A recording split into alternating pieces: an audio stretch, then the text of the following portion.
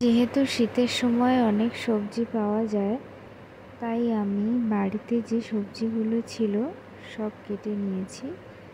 আমি নিয়েছি গাজর, বাঁধাকপি, মূলো, ওলকপি, ফুলকপিও দিয়ে দিয়েছি, আর আলু তো অবশ্যই থাকবে, আর পালং শাকও নিয়ে নিয়েছি। এটা কিন্তু শীষ পালং। আর কিছু বড়ি দেখুন ভেজে নেব সাদা তেলে। ভালো করে ভেজে নেওয়ার পরে আমি কড়াইতে পেঁয়াজ, রসুন, আদা বাটা, কাঁচা লঙ্কা দিয়ে দিয়েছি। তারপর লবণ হলুদ দিয়ে মশলাটাকে ভালো করে কষিয়ে নেব। ভালোভাবে মশলা কষানোর পরে আমি সমস্ত সবজি দিয়ে দিয়েছি। দেখুন, এরপরে ভালো করে নাড়াচাড়া করে নিতে হবে।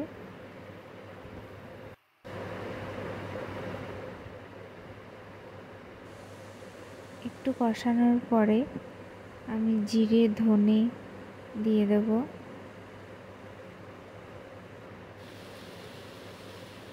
ভালোভাবে কষিয়ে নিতে হবে, ঢাকা দিয়ে দিয়ে সেদ্ধ করতে হবে।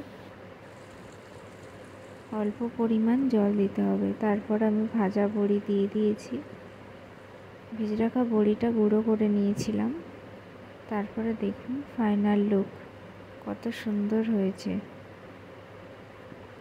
সবাই ট্রাই করবেন।